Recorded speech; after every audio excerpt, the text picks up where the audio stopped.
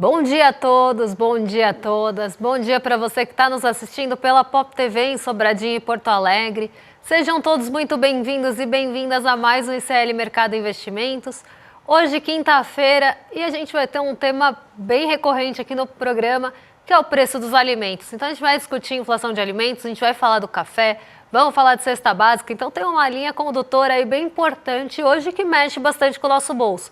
Então a gente vai tratar de todos esses assuntos com vocês, mas sem deixar de lado as previsões do Banco Central e as projeções para a Selic. Mas antes de tudo isso, eu vou dar bom dia para o André. Bom dia, André, como você está? Bom dia, Débora. Bom dia a todos os nossos telespectadores. Saiu a cesta básica hoje, a gente vai falar um pouco sobre ela. Mais uma preocupação com o preço de alimentos, que é realmente um grande problema nesse começo de ano.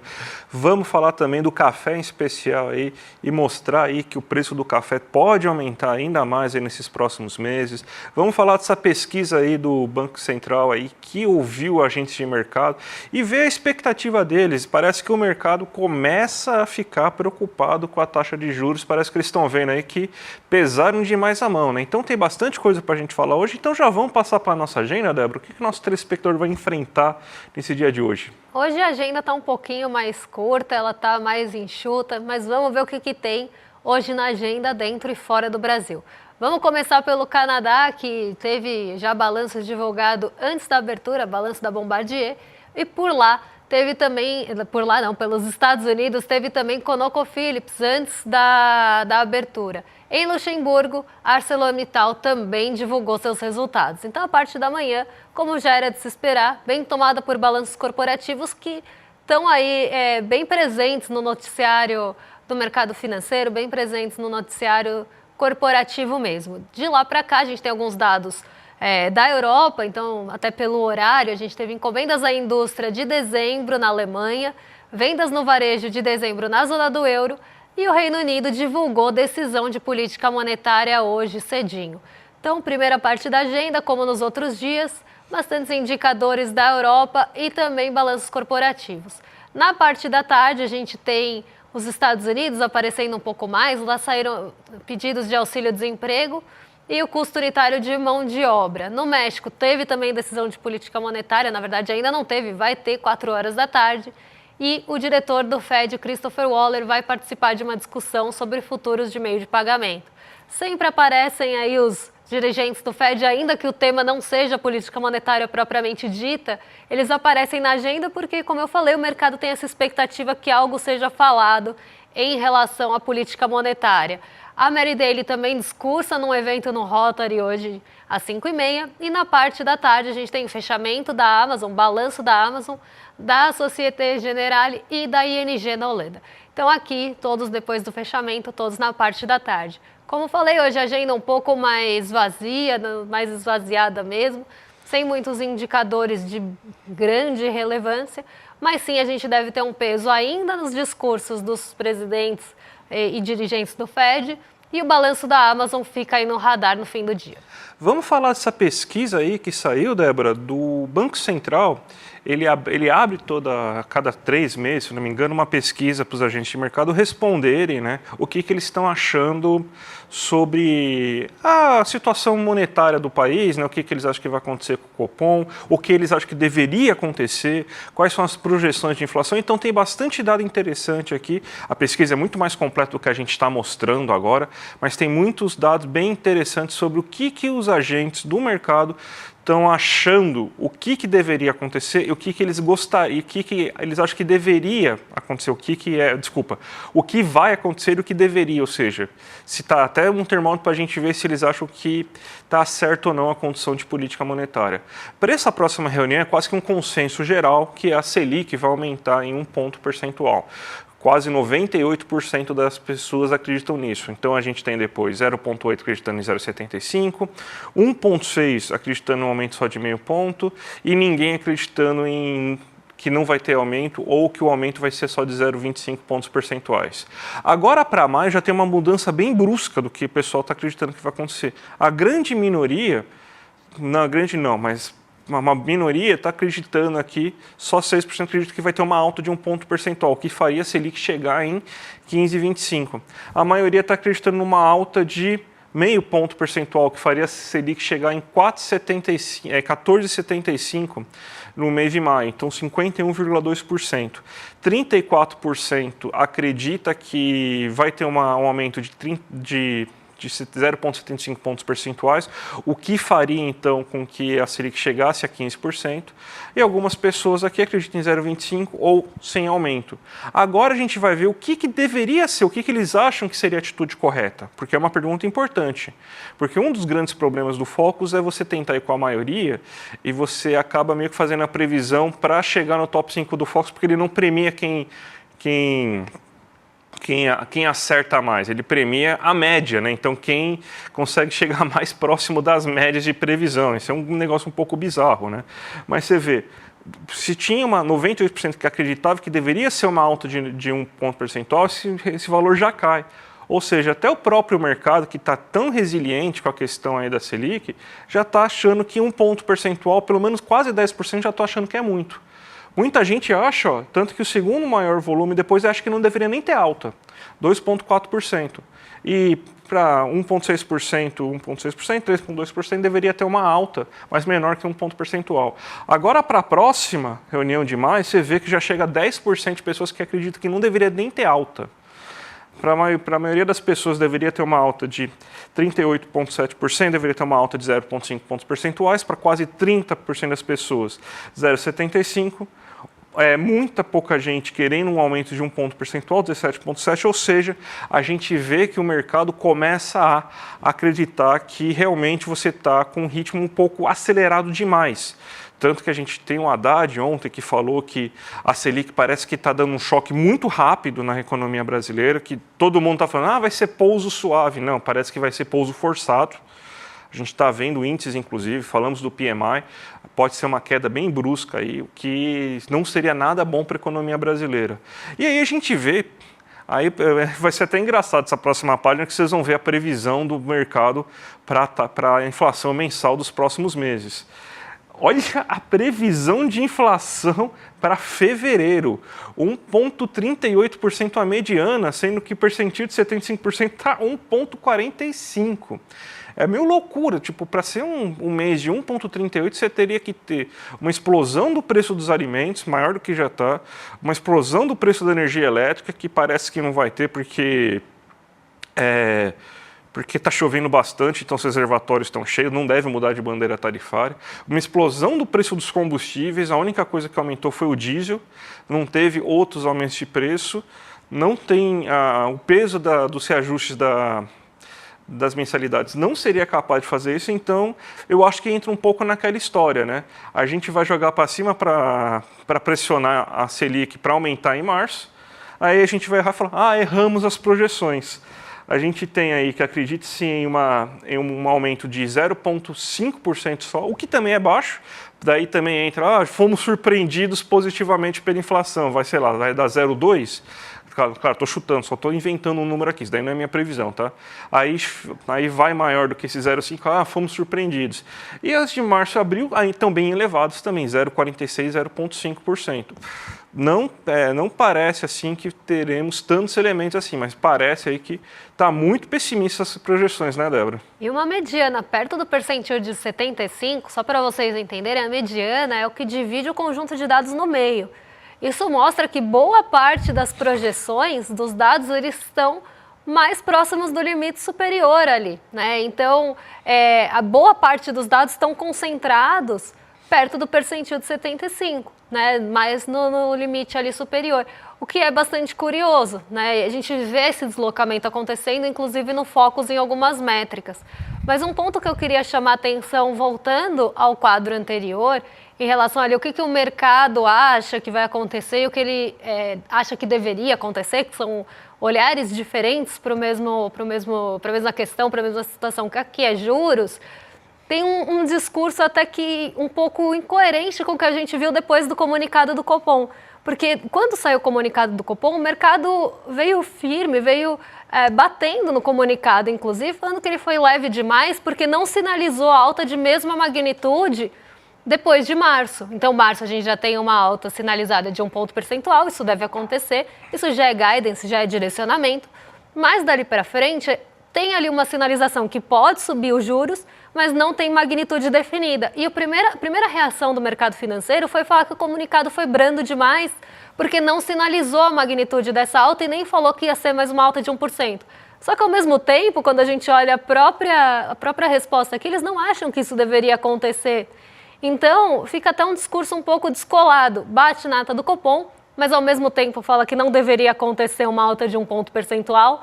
Então, parece que o mercado está ainda bem indefinido para onde vai nessa política monetária e na cobrança dessa política monetária. Parece um mercado bastante, inclusive, volátil nesse sentido. Não volátil no sentido da volatilidade, mas de ter mudado de estado aí muito rapidamente. Então, é algo bastante curioso para a gente pensar. Estou achando até que o mercado começou a perceber a gravidade do problema que ele criou. Eu acho que ele falou assim, porque os dados estão mostrando uma queda muito rápida da economia. Assim. A gente estava falando assim, outubro, não, tipo, deve melhorar em novembro. Em novembro não melhorou, mas dezembro é o mês das férias, né? Mês das festas, né? E não melhorou, e parece que a indústria já caiu bastante. Vai sair setor de serviço e comércio, vamos ver o que acontece, mas janeiro já tem dados aí que mostram aí o problema. Teve alta no desemprego em dezembro, que não é normal. Então vamos ver aí, porque parece que eles perceberam que o remédio foi muito forte e vai matar o paciente. E vamos falar assim, né? A gente está avisando isso há quanto tempo aqui, né? Então a gente tem que deixar isso bem claro. Vamos falar de cafezinho, Débora? Porque o pessoal tá bravo aí, porque o café está muito alto, né?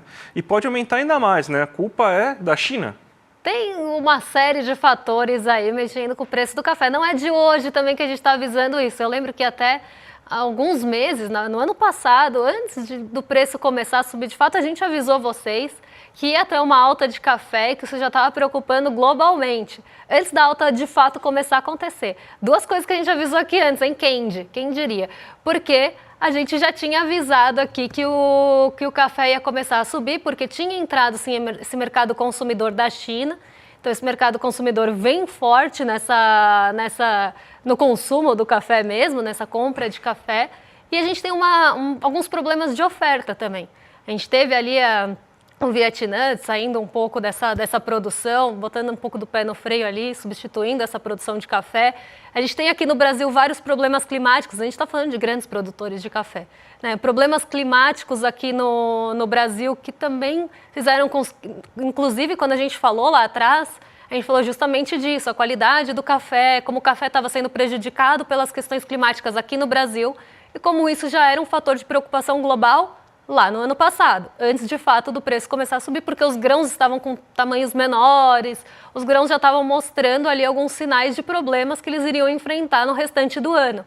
E de lá para cá, todos esses problemas aumentaram. Então a gente tem sim esse consumo maior na China, que deve demandar mais café, a gente tem a oferta reduzida em alguns países e aqui no Brasil as questões climáticas pesaram muito no ano passado, prejudicaram muito no ano passado e existe uma preocupação que isso possa voltar a acontecer. A gente não pode esquecer que onde queimou aqui no Brasil também era onde se produzia café. Então a gente mostrou inclusive um mapa para vocês sobre isso. Mas vamos ver como é que estão os preços dos futuros de café nesses últimos tempos, porque eles vêm assim disparando. Se a gente pega do ano passado para cá, os futuros de preço de contratos de café, aqui para a gente ter, né, que é futuro para março, mas a gente tem esse preço histórico subindo, os futuros de café, da saca de café, estava ali em 182,8 dólares. Em um ano, ele passa para 407,48 dólares. Inclusive, tem uma medida ali de libras, né, de preço por libra, isso tudo, libra-peso. Também a gente teve uma máxima histórica nessa métrica essa semana.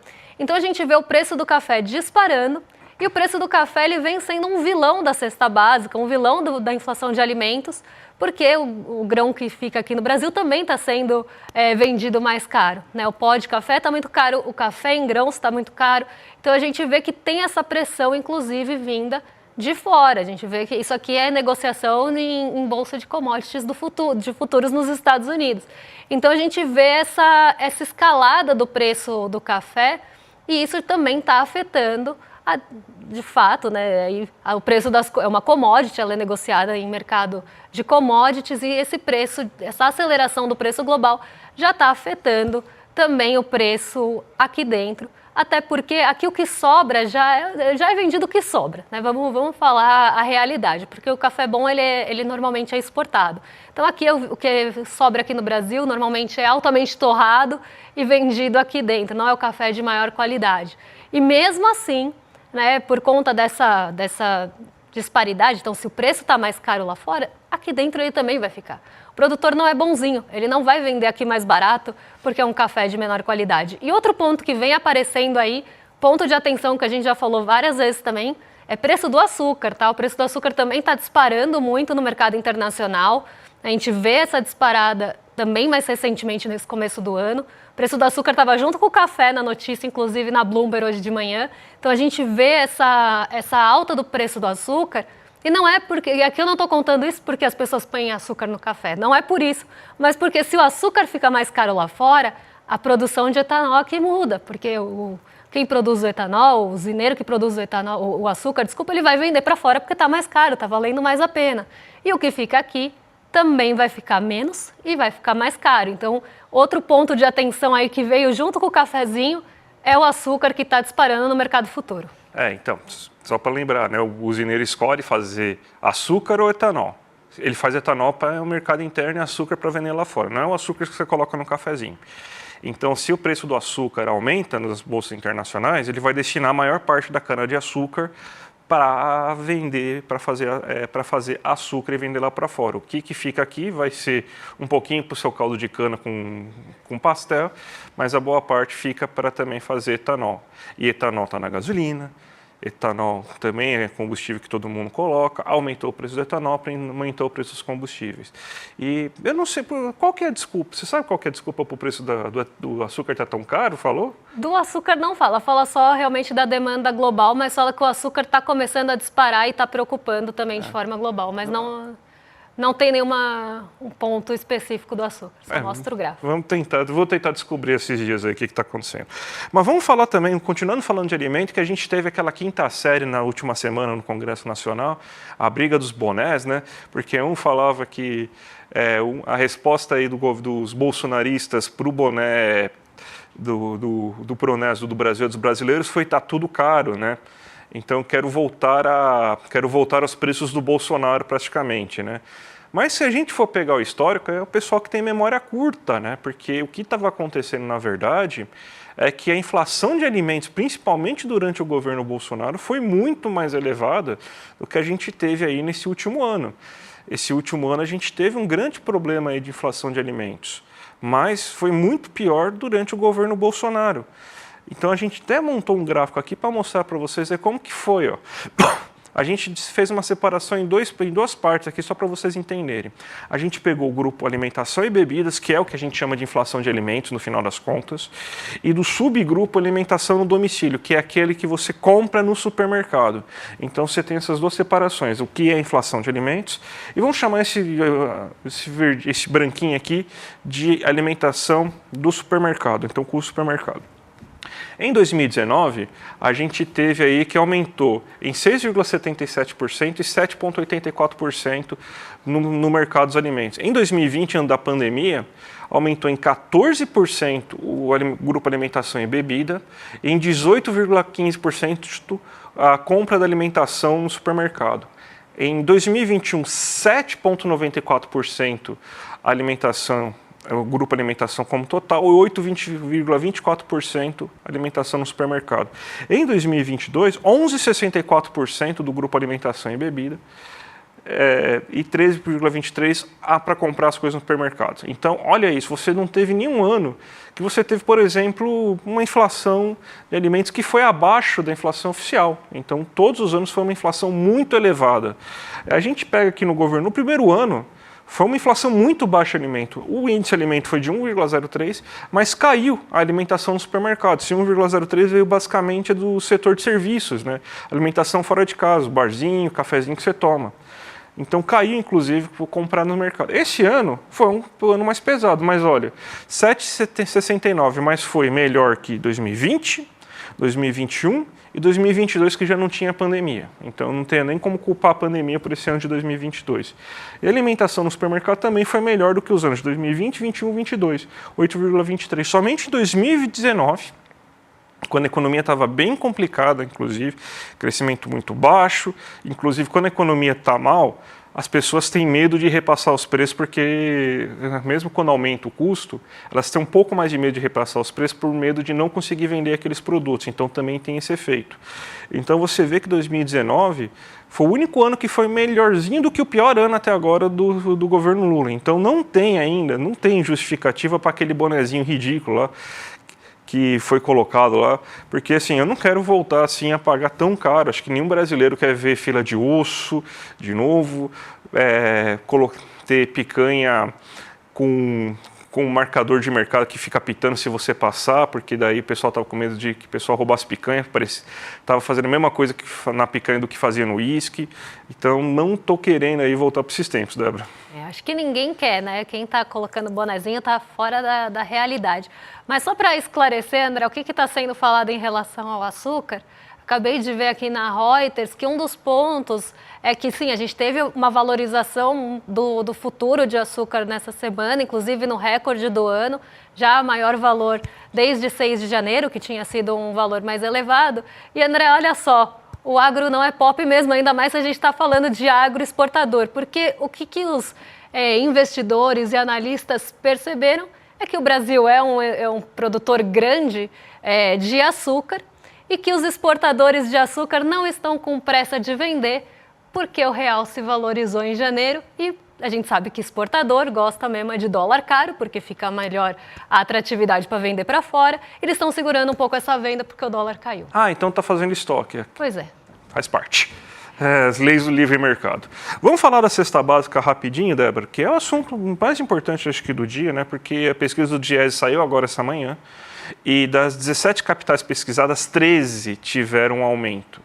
E quando a gente vê o tipo de alimentação que subiu, a gente vê que os problemas que a gente já tinha em janeiro, em dezembro, né, inclusive, se somaram a novos problemas de janeiro. Então, criou-se uma tempestade perfeita para piorar a situação, né? Já estava difícil, vamos piorar ainda um pouquinho mais. A gente já tinha falado isso um pouco quando a gente mostrou o IPCA 15, no comecinho desse mês, né? No finalzinho de janeiro, inclusive, que era o quê? Além da questão dos bens que estavam com problemas pontuais, que era a carne, e o café e o óleo de soja, que eram os itens que mais estavam elevando a inflação de alimentos, a gente chega no mês de janeiro, e o mês de janeiro é formado por altas temperaturas, quando chove, chove muito, então a produção do hortifruti fica muito prejudicada. Lembrando que esses itens não são feitos em grandes fazendas, não é o agro que planta alface, tomate, não. São pequenos produtores, geralmente, que ficam perto dos grandes centros urbanos, né? A gente tem aqui, por exemplo, Cinturão Verde, São Paulo, que tem Suzano, Poá, Mauá, que fazem as verduras, as leguminosas e tudo mais. E a gente vê que isso aí está com preço bem elevado, então piorou bastante a situação dos alimentos nesse momento. A gente tem aqui a tabelinha para vocês fazerem a leitura e para saber qual que é a cesta básica aí da cidade que vocês estão vendo a gente. Temos o gráfico, será? Ou se não, então eu tenho aqui de cabeça mais ou menos, né? O gráfico acabou não ficando pronto, mas tudo bem. A gente tem que tá aqui. Ficou pronto sim, erro meu, gente, perdão. A cesta de São Paulo é a mais cara ainda do Brasil, teve uma alta de 1,25%, custando R$ 851 hoje. Florianópolis teve uma queda, custando R$ 808,75. Rio de Janeiro, R$ 802,88. Porto Alegre, R$ 770,63, mas com uma queda de 1,63. A maior variação que a gente tem foi da cesta de Salvador, que está custando R$ 620,23 hoje, só que aumentou 6,22%. A gente teve altas muito consideráveis, principalmente na região Nordeste, ó. Norte e Nordeste, Fortaleza, quase 4%, Belém, mais de quase 5%, Natal, 2,72%, João Pessoa, 1,93%, Recife, 1,73%, 3,30% em Aracaju. Então, foi a região que mais teve altas aí nesse momento. Enquanto a região sudeste você teve algumas capitais que subiram, outras que desceram, então a coisa pegou mais na região nordeste. E é uma coisa que a gente já estava esperado, mas também vai servir de termômetro para quando sair no próximo dia 11 a inflação oficial do IPCA, a gente já vê que provavelmente os alimentos vão ter um peso elevado e vai ser sim um fator de inflação pesada aí no Brasil em janeiro, né, Débora? Será que se eu ligar a minha TV hoje de manhã num canal de programa matinal, vai ter alguém usando colar de tomate e café? Não sei. Mas um ponto de reflexão que eu queria trazer aqui, porque normalmente, recorrentemente, nossa audiência aparece no chat, comentando que as coisas estão caras. A gente sempre tenta fazer essa distinção de que a inflação não quer dizer que a coisa está cara, ou que a coisa está cara por conta de uma aceleração. E eu gosto de trazer esse exemplo da cesta básica, justamente porque fica um pouco mais tangível para a gente, fica um pouco mais visual disso que a gente está falando. Por exemplo, Aracaju. Aracaju não tem uma cesta cara. Se a gente for comparar com a de São Paulo, ela é muito mais barata, né? Pensando em caro e barato aqui. Mas ela teve uma aceleração do mês passado para cá, uma variação de 3,13%. São Paulo tem uma cesta básica cara, de R$ 851,82. Só que a variação foi menor do que Aracaju. Foi de 1,25. O que isso quer dizer? São Paulo já tinha uma cesta cara. A cesta básica ela já estava mais cara em São Paulo. O valor da cesta básica já era elevado. A variação, por mais que seja pequena, ainda dá a sensação que a cesta é cara, porque ela é realmente a mais cara do Brasil. Enquanto Aracaju, que tem uma cesta um pouco menor, claro que a aceleração faz diferença, porque ela custava X no mês passado e agora ela custa 3,13 maior, mas ela tem ali uma variação maior, inclusive, que a de São Paulo, mas continua ficando como a mais barata. É isso que a gente sempre tenta mostrar para vocês quando a gente fala, a coisa está cara. Não necessariamente ela ficou cara por conta da variação inflacionária daquele mês. Pode ser que ela já esteja carregando esse preço há bastante tempo. Então ela vem ali de aumentos recorrentes, aumentos ao longo do tempo, ela fica cara e pode ser que ela nem seja o vilão daquele mês, pode ser que ela nem esteja naquela cesta de itens mais caros do IPCA, por exemplo, de itens que mais variaram do IPCA. Ela pode ter tido uma variação pequena, mas continua cara porque já veio de uma outra aceleração em outros tempos. E aqui eu acho que é um bom exemplo para a gente fazer essa distinção.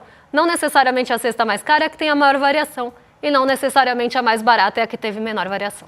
Débora, vamos chamar a nossa audiência aí para a estreia da nossa pós-graduação. Vai ser no dia 13 de fevereiro, às 8 horas da noite. Então, a primeira aula vai ser online, gratuita para todo mundo. Vai ser uma aula aberta. A Vingança dos Humilhados, com o Gessé Souza e também o Renato Giannini.